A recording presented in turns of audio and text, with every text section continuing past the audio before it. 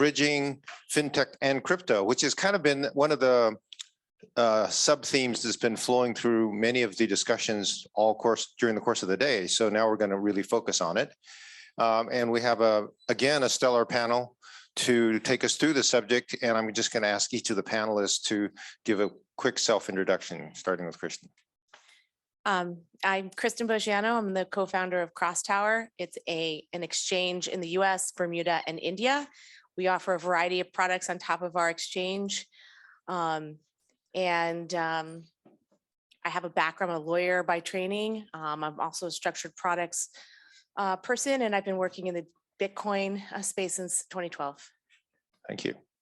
Dave Galvan. I've been Mastercard at 7 years. I lead our fintech engagement practice. And so I guess I'm the guy at the company who talks to lots of fintechs, probably 500 or 600 a year these days, and very much an operating team. So my job is to help get programs to market with our customers. And I'm Sam Doctor. I'm Chief Strategy Officer of BitOoda. I also run research here. It's basically a full service digital asset boutique investment bank. And we run, research, advisory, sales, and trading. Great. So I'm going to try to take us through a series of questions that'll illuminate what are the current challenges facing us in trying to build a bridge between the world of crypto and the world of fintech. As we all know, we originally lived in two separate universes. And then there was this thing called asset allocation and diversification, and how, this was a new asset category that we needed to have for an additional uncorrelated return. And so that triggered a bunch of other things that happened, but that was a kind of an initial bridgehead between the two worlds that then became a much more than a bridgehead. And now it's an expressway, right? But nevertheless, there's a lot of challenges. And I guess I would ask each of the panelists to first tell us what you think are the chief challenges in building the bridge between these two worlds. Maybe starting with Kristin. So the question is between traditional finance and the world of crypto. The world of crypto. Well, of course, everyone's repeated it on this panel, from this standpoint, regulation is very difficult. It's very difficult from domestically and internationally to really understand what the rules are. And without understanding the rules, traditional finance, they have a fiduciary obligation, obviously, to their shareholders or to their investors to make sure that they're not violating sort of the any of the laws that are out there. Of course, then there are operational, there's risk management, there's really trying to understand what are they doing, the educational aspects of bringing in traditional finance into DeFi or fintech or crypto or the metaverse or NFTs or you just name it. It's a long process. Yeah, I mean, I agree. So I don't think it's so much a challenge as an opportunity. 2 or 3, 5 years ago, when neobanks started to come around, the connectivity to the banking system was not very well serviced, right? And so there wasn't any way for fintechs to participate.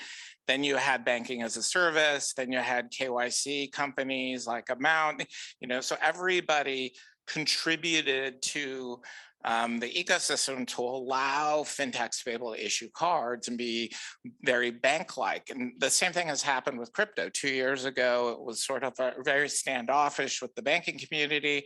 And now we have KYC AML, we've got banks that understand it, we've got exchanges that provide the regulatory and trust guidance we need. So it's made it a lot easier for us to participate in the ecosystem. So it's just been a little bit of an evolution. As a network, we're not regulated. We're not a regulated entity. We're just a network. So we've always been very bullish and supportive of market opportunities in the crypto space. And now we have probably, hundreds of partners that are doing something either in crypto infrastructure or crypto issuing or some other entity on a global basis. I think you guys both covered it so well. My perspective is slightly different because I come from much more of an institutional focused business. And, Howard, to your point initially about how people started coming to this with the idea of it being an uncorrelated asset, that's originally how I, as a macro portfolio strategist, started looking at crypto for the first time. And unfortunately, I concluded that it is not an uncorrelated asset. It's uncorrelated except when it matters. Like recently. Well, exactly. And at any point in the last 5 years, if you run a correlation of the response of Bitcoin when the S&P sells off, the correlation shoots up to about 80%. If you look at it over an extended period of time, the correlation is close to zero. But it doesn't matter because when it's risk off, that's when you want the diversification, which you don't get. But having looked at that, I think that institutions are really beginning to look at this, both in terms of not just investment opportunities, but also I think in terms of just they want to participate in this ecosystem because they see how transformative it is. And they want to make sure that institutions participate as institutional finance also becomes tokenized and moves in the direction of blockchain. And I think that banks see that, investment banks, some of them see that as a threat to their existing lines of business. It's also an opportunity to create new lines of business. So Sam, I know you have to leave a little bit early, so I'm going to ask you a little bit more at the front end than at the back end. But so I'm curious because you style yourself as effectively a crypto investment bank, as I recall. So tell us what that means and how that relates to this bridging question. Because are you focused more on, for example, your customer base? Are they more traditional institutions? Are they what kind of strategy are you pursuing? So most of our customers are actually traditional financial institutions, but how they're approaching this and as they position themselves for this new reality, we are part of that transition for them. I think, when you take a step back and think about NFTs and what it means for an investor, for today, you could buy equity in a mall REIT, for example, and you have exposure to, not just a premium mall in downtown Manhattan, but also, fading strip mall in suburban Ohio, right? And if you can tokenize this, you can actually decide which specific asset you want to have exposure to. And that exposure through an NFT might actually be, in that strip mall because it is discounted sufficiently enough that it makes more sense to have that exposure. And I think that investors are going to start looking at essentially fractional ownership of assets that tend to be very, bundled today. So,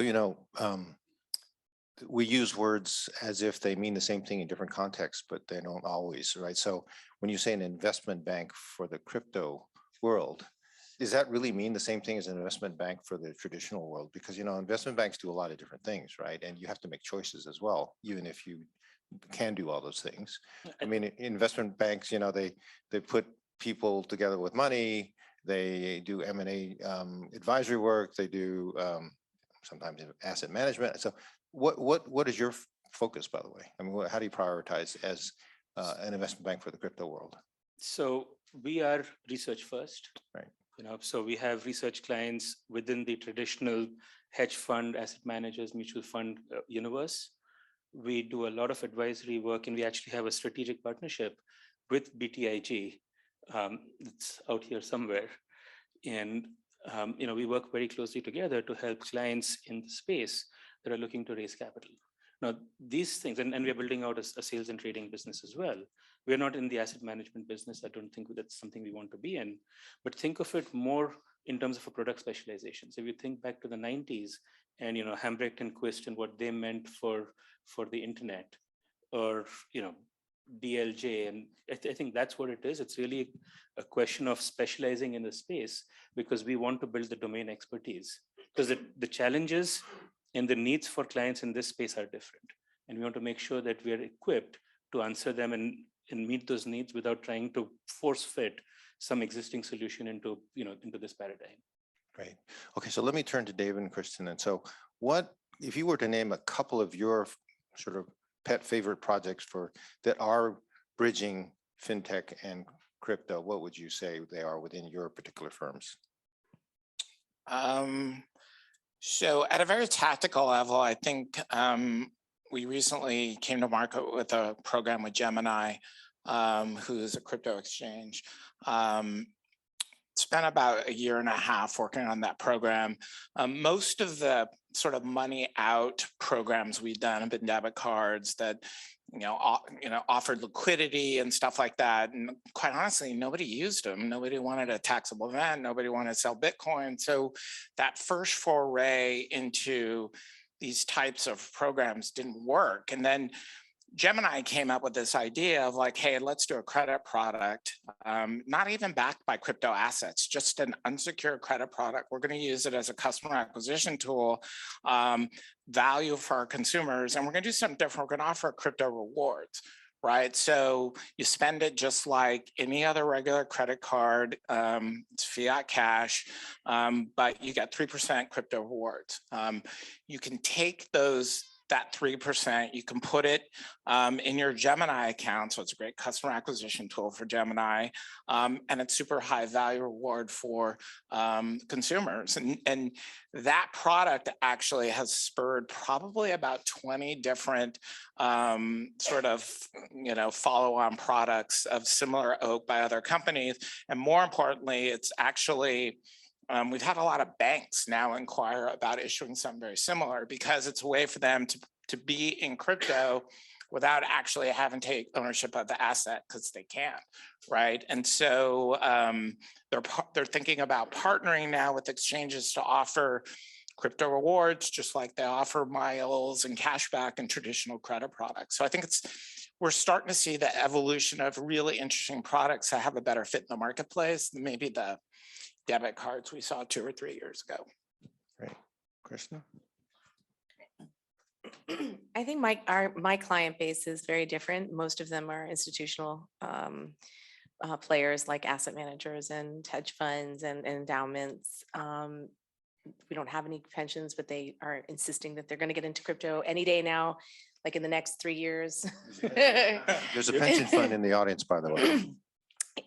Yeah, well, I speak often at pension events, and the people that are in the recipients of the pension rights are oftentimes purchasing crypto. The pensions themselves are dabbling in it, but for the most part, I just see what I call the crypto creep for traditional institutional players, and it's tragically hard. It's just so long. The whole come on, you can do it. No, your operations team can do it.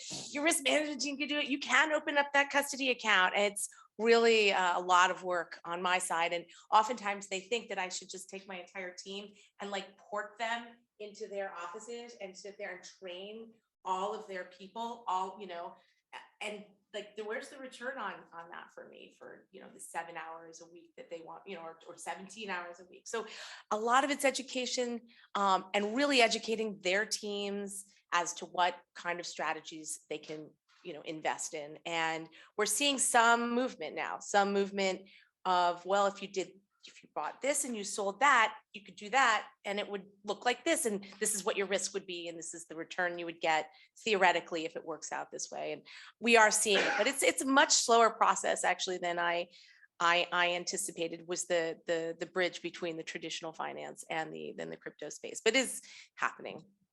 So let me pick up on an analogy that I think you implicitly talked about, David, when the analogy between what happened to fintech with respect to the banking community and now what's happening to crypto with respect to the banking community, because there are both waves that hit the banking community.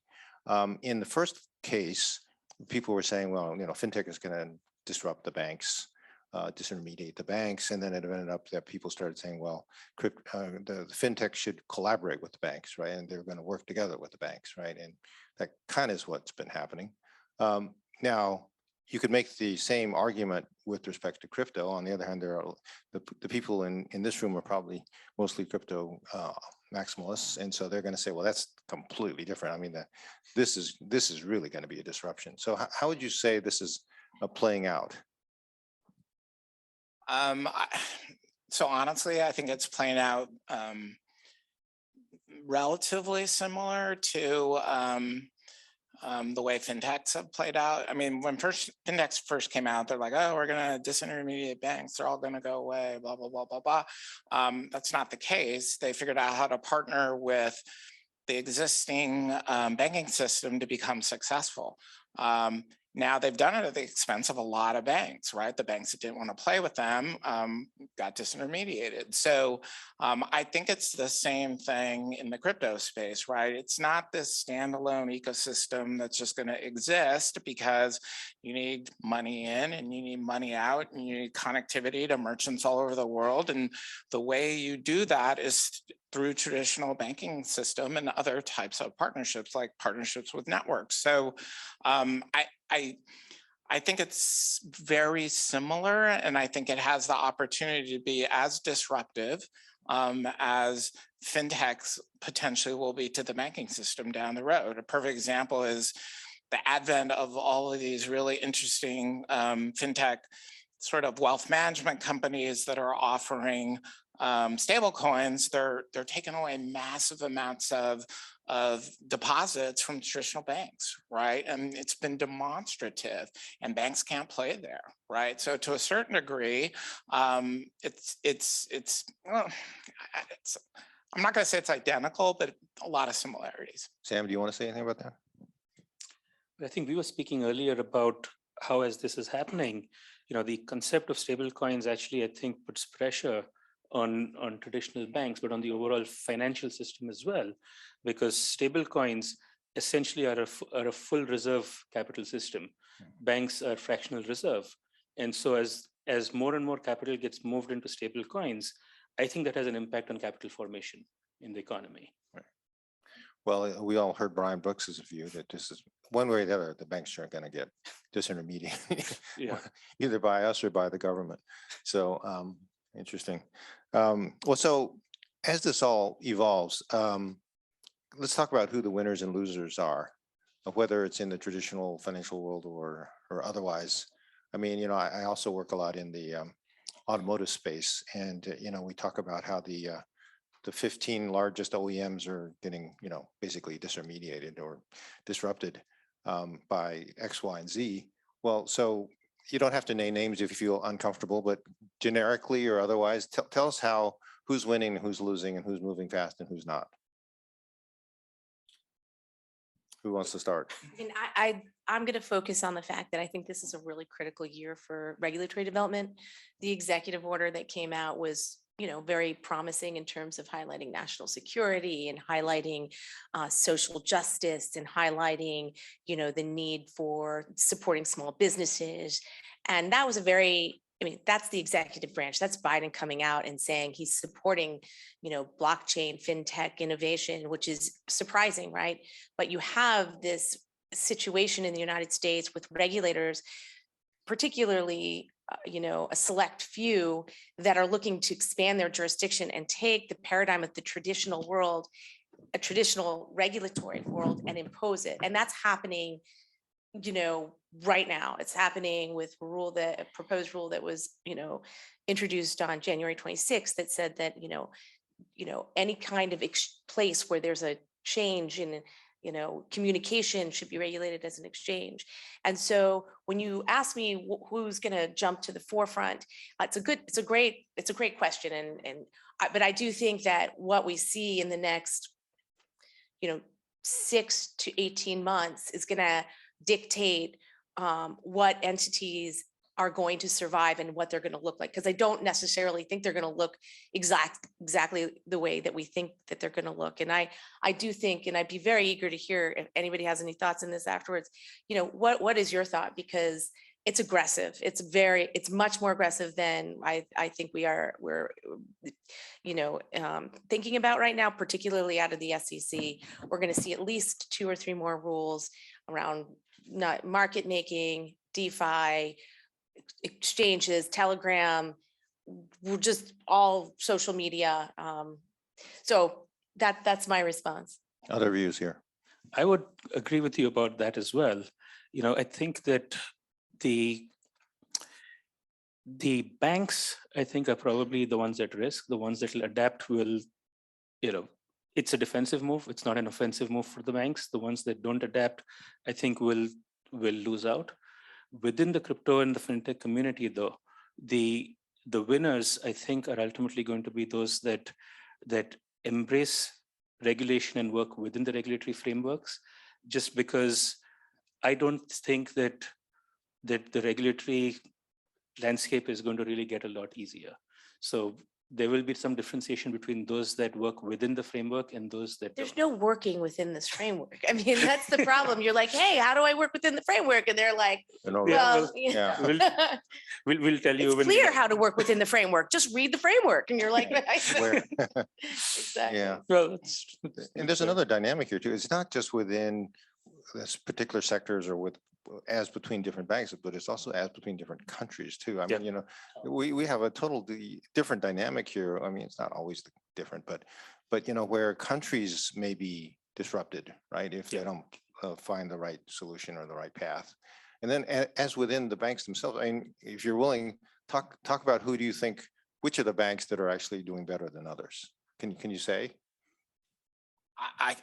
So here's my take. I think you've seen a massive amount of wealth creation held privately by a very few amount of people. They're not doing anything with it, but it's not bad, right? They've been able to use that as a way to spawn a massive amount of investment opportunities from the capital markets, venture capital and whatnot, massive amounts of entrepreneurs getting funded with great ideas. And this is going to have global ramifications. I agree with you. Banks are in a tough spot. Their hands are tied with regulatory. Some of the banks that have been able to adopt, quite frankly, are the smaller, sponsor banks that have they're Durbin exempt. They have assets under $10 billion. They've coupled together closely with fintechs. I mean, our Gemini product and market, it's the BIN sponsors web bank, right? It's not B of A or Wells Fargo or Chase, it's web bank, right? And so certain folks are finding a way to be successful. Big banks are going to have a tough go of it. Just like fintech, they're getting nibbled at by regulation and nibbled at by the innovation of all these fintechs that are coming around. So. And earlier, David, you said something about it's really more about the opportunities rather than the challenges. I mean, if you were to really say where the big challenge, the rewards are found here. I mean, even though the more of the PR has been around, consumer engagement with crypto, the behavior patterns of the marketplace in the community seems to be that the real rewards are with institutions, right? Ultimately. So, I mean, how do you prioritize where the real opportunities are? And who wants to take that? And Sam, do you want to say anything more before you have to run? Why don't you? We're opportunistic. We're not setting the stage, so we let our partners dictate opportunity, and we sort of follow suit. I'm very tactical. I do programs in market. We have another team that's looking 5-year window globally, right? So we're looking at it with a 5-year, 10-year lens, and I'm looking at it like this quarter lens. And so I do think that. I think digital currencies have an opportunity to really fundamentally transform the global economy, especially in countries that have very unstable monetary systems. People don't trust banks. They pay for cash for everything. Those are real opportunities. I mean, a lot of the programs I've seen that are going to spur this growth are really, crypto rewards and buy crypto and all this stuff. And say what you will, I work a lot with folks that are doing stuff with the underbanked. Nobody that's underbanked is buying crypto, okay? They're just not. They're trying to pay their rent and buy their groceries. But the technology that's created, maybe as it relates to stablecoin or other assets down the road, they're going to be very, very beneficial for them. Yeah, absolutely. I was actually traveling in Africa 2 years ago, just before COVID.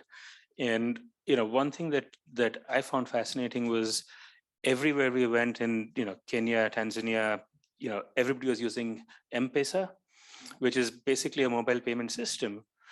it still remains tied to their own currencies. And when you're doing transactions that are cross-border, whether it's tourism, right? So we're coming in with US dollars, or whether it is, selling, exporting coffee and getting paid, for the coffee beans that you prepare. The idea that something like that, but that's not in the native local currency, is something that then can help protect the value of what you're creating. Because otherwise, you're selling a service, or you're selling a bunch, bags of coffee beans, and your currency got devalued, and you suddenly end up with a lot less than you expected, right? And so the ability to layer on a sort of cross-border transactional currency on top of a local M-Pesa or something, I think that's an area where you can really bridge both fintech and crypto for people who are in fact unbanked. Anything to that, Kristin, or should I move on? I can talk. You want me to talk? So my thoughts are that if you think about, like, we're very active in India. Go ahead. I'll just go. So we're very active in India. For me to look at, and goes back to what you had said before about, this is a global regulatory system, but really the United States is kind of like the big gorilla that sort of sets the stage. And I'm looking at India. We're very growing in India. It's got a very interesting demographic, right? It's 57% of people are less than 30. They're the largest coders in the world. They have they're lacking infrastructure. They're very by nature and entrepreneurial, and they really need the banking system. So I mean, that is a perfect use case, perfect demographic, perfect country to have this this whole change be built. And it is, I think it is. I mean, I just don't know truly, because what you were talking about before, the big gorilla in the room, if the United States says, this is bad, it's illicit, it's going to, lead to evading sanctions, it's going to undermine our children as they grow, that's going to resonate worldwide. And then you're going to see this very weird set of pockets grow up, sort of whether it's in Africa, of people, because it's global, you're going to sort of see sort of this innovation kind of go kind of underground, because I do think that's actually a threat. Listening to the policymakers around the world, and they're all watching what happens here. Yeah. So we're going to have to leave some time for Q&A here. One of the questions that came up earlier was how much adoption, or how quickly adoption will occur with respect to some of the most traditional and conservative financial institutions and investors. And I'm looking at my friend John Skirvin, who's from a big pension fund. When we just talked about pension funds being slower than most institutions to move into this. I mean, do you want to say anything about this issue, John, about how and when pension funds and other more traditional institutions might join in on the fund? I think the biggest challenge to traditional institutional investors like a public fund is the boards are comprised of political appointees who serve in an express fiduciary capacity, and they will never capitalize, never approve investments that don't have the blessing of the SEC. That's just never going to happen. Even though I can come here and come up the curve, and my staff, who's much smarter than me, can come up the curve, and we can all understand why it makes sense. These people serve 9 times out of 10, they're volunteers. They're never going to approve something that doesn't have Gary Gensler's blessing, period, full stop. Right. Okay, well, there you have it. Other questions? By the way, John is the head of the Utah State Pension Fund. So that he speaks with some authority. Any other questions from the audience now? Questions? Yeah, Noah. This is kind of a hot question. Assuming the privacy coins become more available, how do you think that regulators will respond to blockchains not being transparent? Where's my the AML KYC privacy person? I think you have to build it into the system. It has to be part of the layer. Somebody said 24 months that might be available. There's privacy coins just don't. They're just not going to ever go over well with regulators. Yeah, I'm more thinking about how, not so much, I know they won't go over well with regulators. What I'm curious about is what will happen to the landscape at that point, whether we'll see a really decisive split between two different groups within crypto. One which focuses entirely on privacy and definitely does not have the blessing of the SEC, but is also completely invisible. And then another more transparent group that's also complying with regulators. I'm just seeing this as like a very distinct possibility of what might happen. And I'm trying to make sense of what that landscape would look like if that were to occur. My sense is that the Department of Justice is all over this and that they're have moles in pretty much every, ecosystem out there, and I could tell you some funny stories, but I think we'll refrain. Please But- do after. I'd love to hear But that. I think that would be challenging. Despite the fact that some people, I think the answer is to have your personal data owned by you. That KYC, that layer is so necessary, and everyone's working towards it. It's going to happen, and that way you can keep your privacy, because privacy is important. Everybody recognizes privacy is important. Yeah. I'm thinking more about how, there are, let's say that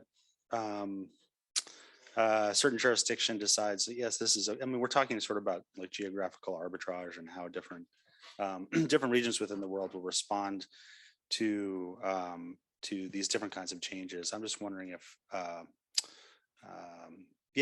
just how that will potentially play out if certain jurisdictions decide to allow very private transactions and others don't. I guess it would create similar tensions to some of the gray area jurisdictions that are out there right now, like Cyprus or et cetera.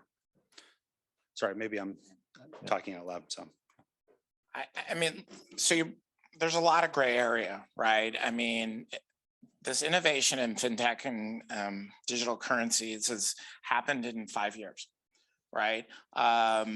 And the regulatory agencies are just trying to catch up. They're trying to catch up with neobanks in terms of what they're doing, cross-border platforms and things like that, right? You've got a neobank that partners with a network, with a bank, with a banking as a service provider, right? And they all have their parts to play in this role. Banks are, they stand up most of the regulatory, but a lot of banks, they're issued off fiat cash, right? So if something happens with this crypto stuff that's supposed to be managed by the guy in the middle of the exchange or the trust, it's all the pieces haven't been fully vetted by the regulatory bodies in the world, right? Or in the US especially. So I've seen a lot of fintechs that are out doing very gray stuff. It won't be gray very much longer, I don't think. yeah, it sounds like it'll push the privacy preserving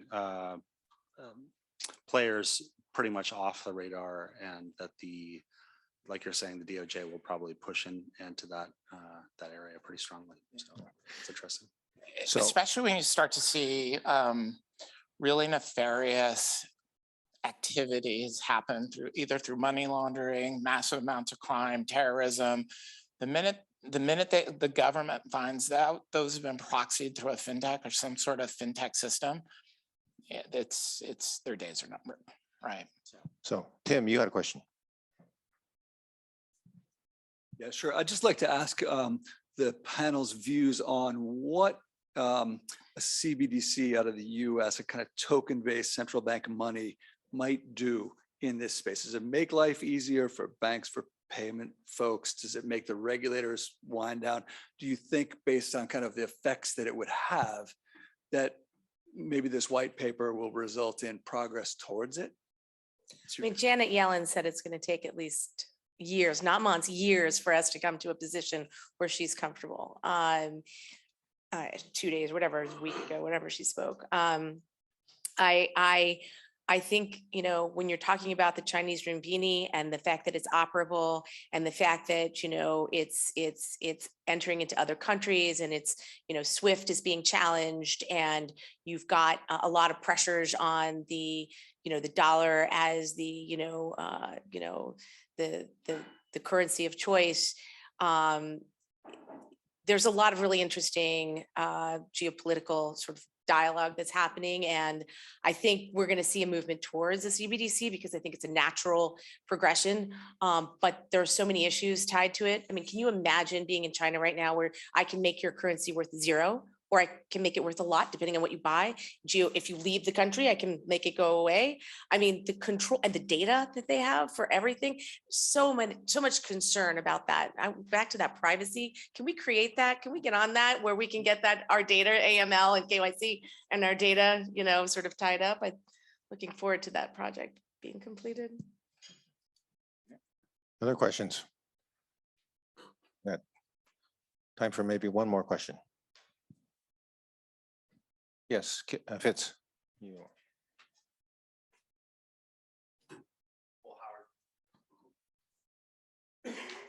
That's all right. Howard, you tried to squeeze out some picks on winners. So I'm going to try and help you out, David. Bokt, its partnership with ICE and Starbucks is projecting 18 million cardholders by the end of this year and 31 million for 2023. Are they going to do it? Will they meet those projections? That's a I research haven't looked guy. at that research guy. Honestly, I have no idea. I know that How about that? all I can say is that they have been very aggressive in their targets and they've continued to be aggressive in targets that they haven't met yet. That doesn't mean that they won't, but not yet. What are you talking about? Just like Elon Musk. All right, okay. All right, Ken.